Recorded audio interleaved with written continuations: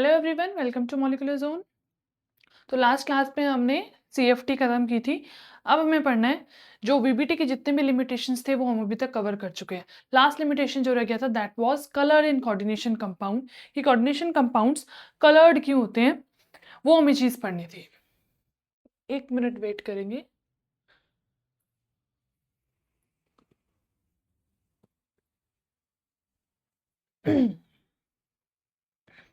Okay, let's start. Colour in coordination compound. जब भी हम कोऑर्डिनेशन कंपाउंड के अंदर कलर की बात करते हैं तो हमारे पास दो चीज़ हैं कि वो कलर क्यों शो करते हैं और अगर कलर शो करते हैं तो कौन से कलर शो करते हैं। तो सबसे पहले हम पढ़ेंगे व्हाई दे आर कलर्ड। अगर वो कलर शो कर रहे हैं तो वो कौन सा कलर शो करेंगे और फिर उसके बाद क्यों कलर शो करेंगे और फिर हम पढ़ेंगे कि कौन सा कलर शो करेंगे। तो क्यों कलर शो करते हैं?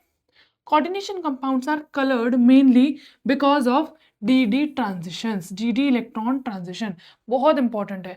कई बार D and F block elements के अंदर भी कोई ये क्वेश्चन पूछा जाता है कि डी ब्लॉक एलिमेंट्स के जो कंपाउंड्स हैं वो कलर क्यों देते हैं। तो ये पॉइंट आपको जरूर लिख के आना, डी इलेक्ट्रॉन ट्रांजिशंस। कई बार एमसीक्यूज में आ जाता है, मतलब फेवरेट क्वेश्चन है सीबीएसई का ये, colour in the coordination compound.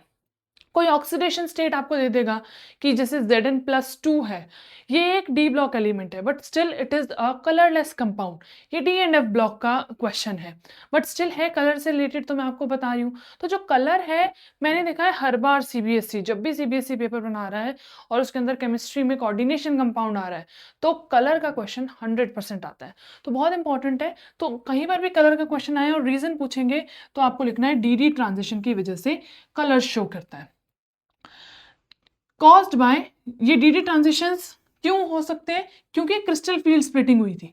Crystal field splitting of D orbital resulting in absorption of specific visible wavelength. अब मैं आपको यहाँ अच्छे से समझाती हूँ। फॉर एग्जाम्पल, हमने ये चीज पढ़ी है, यहाँ पे क्या कहा है कि डी इलेक्ट्रॉन ट्रांजिशंस होते हैं। और डी इलेक्ट्रॉन ट्रांजिशंस क्यों होते हैं? क्योंकि क्रिस्टल फील्ड स्प्लिटिंग हुई थी। और क्रिस्टल फील्ड स्प्लिटिंग होने के बाद क्या है, दो different set of D orbitals बन गए थे कि इस तरह से स्प्लिटिंग हुई थी। चाहे टेट्राहेड्रल है चाहे ऑक्टाहेड्रल है, तो ऐसे स्प्लिटिंग हो गई। सपोज मैं ऑक्टाहेड्रल की बात कर रही हूँ तो ऊपर ईजी सेट जाएगा, नीचे टी2जी सेट जाएगा। तो कुछ इलेक्ट्रॉन्स ऐसे यहाँ पर होते हैं, सपोज D1 D2 D3, इस तरह की कॉन्फ़िगरेशन, कोई भी कॉन्फ़िगरेशन है, D3 कॉन्फ़िगरेशन मैंने ले ली। तो अब ये जो इलेक्ट्रॉन्स हैं, इन इलेक्ट्रॉन में क्या हो सकता है कि अगर इन्हें कहीं से थोड़ी बहुत एनर्जी मिल गई, क्या कहा यहाँ पर, after the absorption of specific visible wavelength, कुछ स्पेसिफिक विजिबल वेवलेंथ को एब्जॉर्ब करके ये इलेक्ट्रॉन क्या करेंगे, जब भी किसी इलेक्ट्रॉन के पास कोई एनर्जी आ जाती है तो वो अपनी ग्राउंड स्टेट से एक्साइटेड स्टेट में मूव करना शुरू कर देता है। ये हम बहुत ही बेसिक से पढ़ते आ रहे हैं, बोहर मॉडल से हमने ये चीज़ पढ़ी हुई है कि इलेक्ट्रॉन को एनर्जी मिली और उसने अपनी एक्साइटेड स्टेट में ट्रांजिशन किया। तो यहाँ पर भी अगर इलेक्ट्रॉन यहाँ पर प्रेजेंट है और इनको कोई एनर्जी मिल गई तो ये इलेक्ट्रॉन सीधा यहाँ पर ट्रांसफर हो जाएगा। तो ये इलेक्ट्रॉन अब यहाँ नहीं रहा और यहाँ ट्रांसफर हो गया। सपोज ये इलेक्ट्रॉन इधर से इधर चला गया। अब जब इधर चला जाएगा तो हमने बोहर मॉडल में ये चीज़ भी पढ़ी है कि जब हम बामर लाइमन सीरीज पढ़ते थे कि इलेक्ट्रॉन ट्रांजिशन करके ऊपर तो चला गया बट एक्साइटेड स्टेट में ज़्यादा एनर्जी होने की वजह से कभी भी इलेक्ट्रॉन स्टेबल नहीं रह पाता, तो वापस अपनी वही ग्राउंड स्टेट के अंदर आएगा कुछ एनर्जी रिलीज करके। हो सकता है सेम ही उस स्टेट में आ जाए, हो सकता है कोई एक दो स्टेट ऊपर रह जाए। तो यहाँ पर तो कोई ऑप्शन ही नहीं है। अगर ये क्या करेगा, वापस आना चाहेगा तो इसको क्या करना पड़ेगा, कुछ एनर्जी अभी यहाँ से रिलीज करेगा और ये वापस इसी स्टेट के अंदर आएगा। तो जो ये एनर्जी रिलीज करता है ये एनर्जी लाई करती है, लाइज इन विजिबल स्पेक्ट्रम। जो इलेक्ट्रोमैग्नेटिक स्पेक्ट्रम का जो पोर्शन है विजिबल वाला, उस वाले पोर्शन में ये लाई करती है। दैट्स वाई ये कंपाउंड्स कलर शो करते हैं, क्योंकि इन कंपाउंड्स के अंदर ऐसा डी ऑर्बिटल की स्प्लिटिंग हो रखी होती है, ऐसे इलेक्ट्रॉन्स प्रेजेंट होते हैं और ये ऊपर नीचे ट्रांजिशंस करते रहते हैं। और ट्रांजिशन करेंगे तो जो एनर्जी रिलीज करेंगे वापस अपने ग्राउंड स्टेट में आने के लिए, वो एनर्जी लाई करती है विजिबल स्पेक्ट्रम के अंदर, जिसके अंदर 7 कलर्स होते हैं, इसलिए डिफरेंट डिफरेंट कलर के कंपाउंड्स प्रेजेंट होते हैं। अब यहाँ पे एग्जाम्पल से समझाया हुआ है। Consider for example the complex titanium का एक कॉम्प्लेक्स है वाटर के साथ +3 ऑक्सीडेशन स्टेट के अंदर, which is violet in colour. ये वॉयलेट होता है कलर में। ऑक्टाइडल कॉम्प्लेक्स है जहां पर सिंगल इलेक्ट्रॉन, Ti टाइटेनियम की +3 ऑक्सीडेशन स्टेट अभी मैंने बताई, इसके अंदर डी ऑर्बिटल के अंदर एक इलेक्ट्रॉन होगा।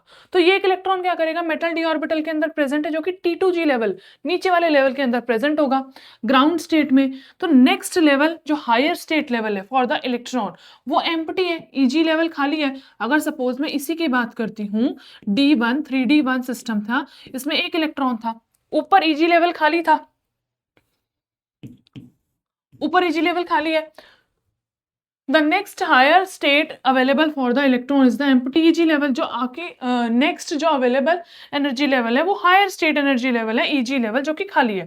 तो if the light corresponding to energy of the blue green region is absorbed, अब ये क्या है ये हम आगे पढ़ेंगे। इसमें ये कह रहा है कि अगर ब्लू ग्रीन रीजन की कोई लाइट ये इलेक्ट्रॉन एब्जॉर्ब कर लेगा और ऊपर की तरफ चला जाएगा, इसने ब्लू ग्रीन कलर की लाइट एब्जॉर्ब की और ये ऊपर चला गया, यहां से ट्रांजिशन करके इधर पहुंच गया, जैसे ही इधर पहुंचा स्टेबल नहीं होगा। तो ये क्या कहता है, तो it would excite the electron from T2G level से Eg लेवल, T2G1 Eg0 से कॉन्फ़िगरेशन हो जाएगा T2G0 Eg1, यहां से यहां पर ट्रांसफर कर जाएगा। तो consequently the complex appears violet in colour. इसने एब्जॉर्ब क्या किया है, ब्लू ग्रीन कलर की लाइट एब्जॉर्ब की, ऊपर चला गया। जब ये वापस आएगा तो जो लाइट ये रिफ्लेक्ट बैक करेगा वो लाइट हमें दिखेगी, वो कलर हमें दिखेगा। तो इस कंपाउंड का कलर ब्लू ग्रीन नहीं होगा, ये तो इसने एब्जॉर्ब कर ली। एब्जॉर्ब करने के बाद जो कॉम्प्लीमेंट्री कलर होगा इसका, जो रिफ्लेक्ट करेगा वो कलर हमें दिखाई देगा।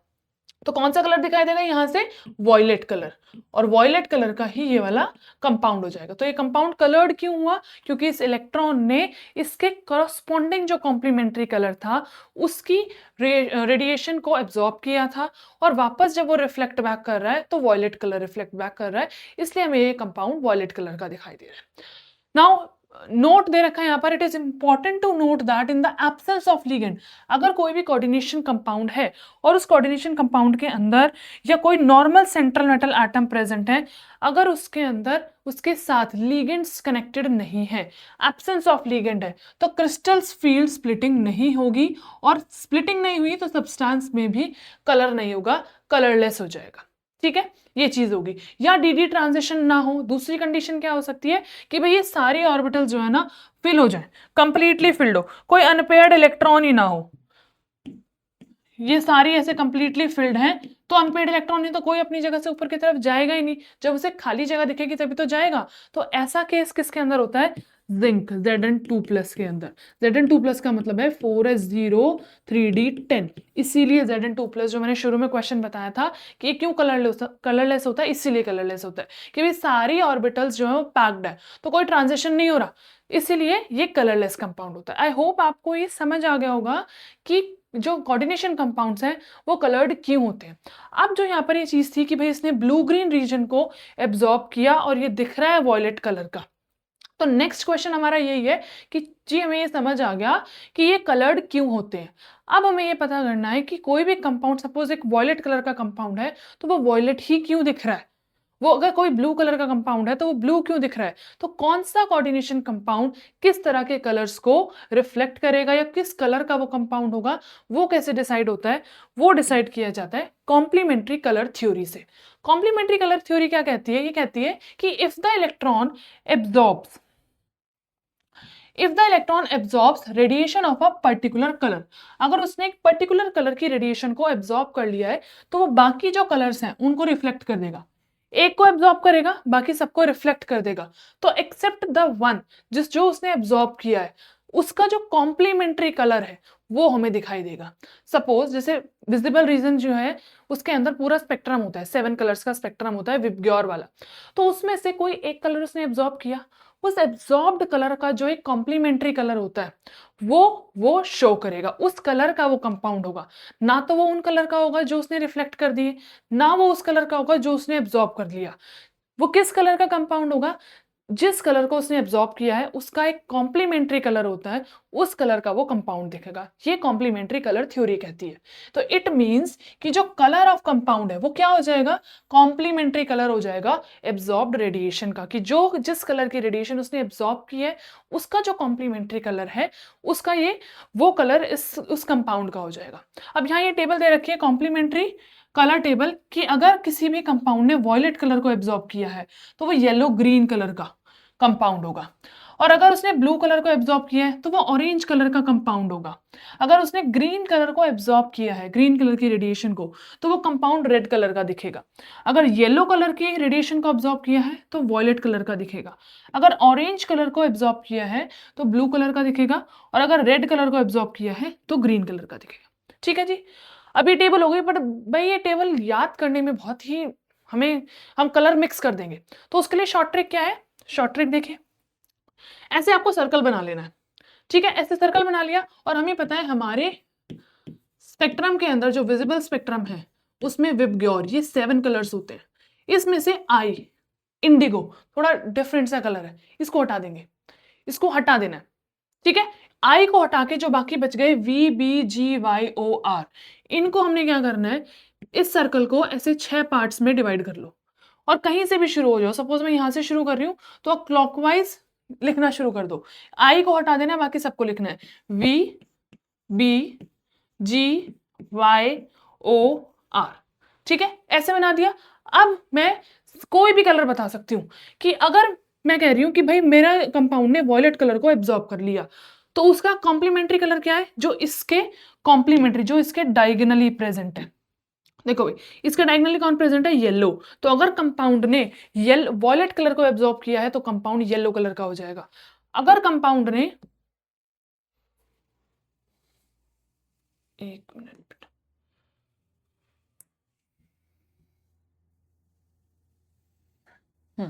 अगर कंपाउंड ने येलो कलर को एब्जॉर्ब कर लिया तो वो वायलेट कलर का हमें दिखेगा। ये एक दूसरे के कॉम्प्लीमेंट्री हैं, कि अगर वायलेट कलर एब्जॉर्ब करेगा तो उसका कलर येलो हमें रिफ्लेक्ट होगा, दिखेगा, और अगर येलो कलर को एब्जॉर्ब कर लिया तो कंपाउंड का कलर वॉयलेट हो जाएगा। ठीक है, यहां पर हम देख सकते हैं कि देखो, अगर वॉयलेट कलर को एब्जॉर्ब किया है तो कंपाउंड कैसा दिख रहा है, येलो ग्रीन, और अगर उसने येलो कलर को एब्जॉर्ब किया है तो कंपाउंड कैसा दिख रहा है, वॉयलेट कलर दिख रहा है। क्लियर हो गया।